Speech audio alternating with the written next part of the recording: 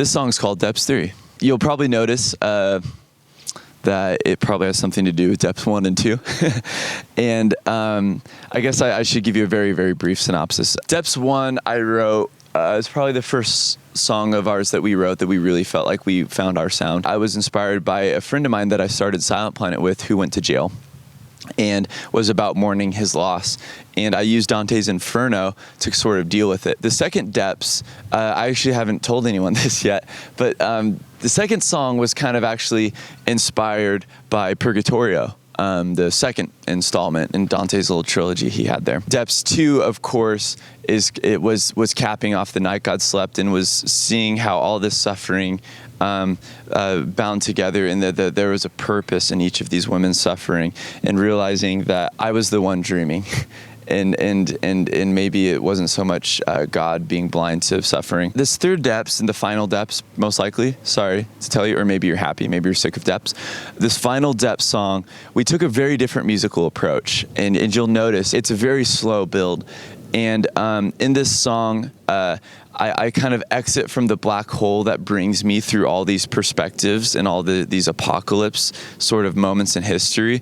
And all of a sudden, I'm sort of floating out in the middle of the sea. And the reason I use that instead of being in a house like the last one, this time around, my dealing with depression while writing this album felt like annihilation. It felt like an abyss. I didn't feel like I was stuck. I just felt like there was nothing around me, my brain felt washed out. There were so many days, man, that I literally would just stare at my computer screen for 5 hours and then like kind of come to out of my like reverie and be like, oh, I have nothing in my mind. And going through a time when it felt like I had nothing. And to be honest, my previous experiences with depression, I'd been able to almost sort of do the stereotypical artistic romanticizing of like, oh, like you go into your dark place and you pull out the sacred truth from that dark pit. But this time I felt like I fell into the dark pit and there was nothing. And I even ask in the song, I say, do we call this art?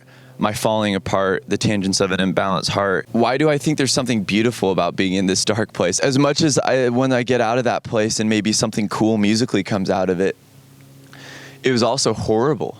Like I was suicidal, and I'm not proud of that. Like it's not cool.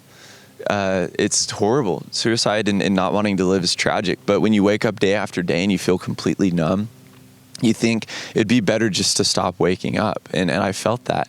And I felt that throughout this song.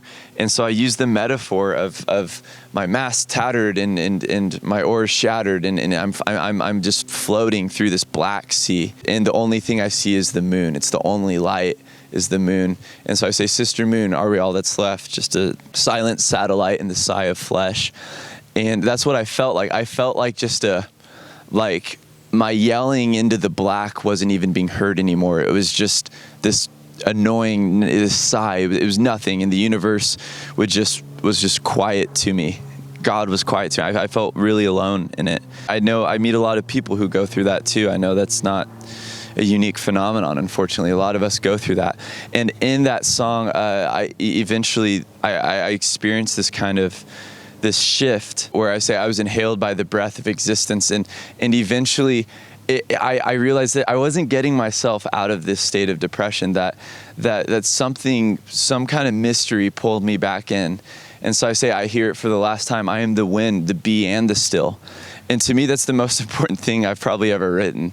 Because I always heard the phrase, be still and know that I am God. Be still. I realized that there was purpose in the be and in the still. That in the being, that in feeling essence, and in the stillness, and feeling nothingness, that God was there. That there was love in both when I feel like I'm interacting with something and I feel intimacy, and when I feel complete disconnect. And that's so much of my experience of bipolar disorder. And every Depths song has been examining my bipolar diagnosis from a different angle. You know, the first one was this crazy manic thing, and the second one was going through this like feeling of almost psychosis, and this next one was kind of as I've matured and I've been able to deal with it, but I still kind of feel like maybe it's all just meaningless, my pain. I found meaning in all of these apocalypse, and looking at some of the darkest moments in history, and looking at the addiction and the war and the nationalism and rejection of LGBT youth and them living on the streets. I found that there's meaning in struggling, even if you know you aren't going to struggle. Like I say in the song Northern Fires, I'll throw myself headlong to the jaws of the beast, the war machine that feeds for eternity. And so in this song, I see a sun, and I know that I'm going to be annihilated by it, and I embrace it because I think there's a purpose in the very struggle of life. And sometimes the best we can do is say, I'm going to try. I'm going to choose to struggle. And so in writing that song, which was the hardest and least fun, I found purpose in that. And so at the end, I say, breathe me in, watch me burn. I say, come breathe me in, you'll watch me burn. I really appreciate anyone who listens to that, who chooses to take us in and to breathe, I guess, to breathe me in through all my kind of existential quandaries, I guess. I'm really looking forward to people hearing that song and kind of the finality of Depths 3, because it starts real slow, but there was a reason, and I think there was a lot that we needed to say to really cap that song off and to give it kind of the Paradiso end, which was almost a direct quote of Paradiso. I say, a dozen stars collide into a perpetual sun. I hope you find purpose, you know, in the pain and in the struggle that you're going through, and that you see that yes, to some degree, this pain will be the end of you as you know it, but it doesn't have to be the end of your existence. You will be going through apocalypses in your life, and the end will begin for you, but this will just be another beginning. This end leads to a beginning, and that is the nature of life.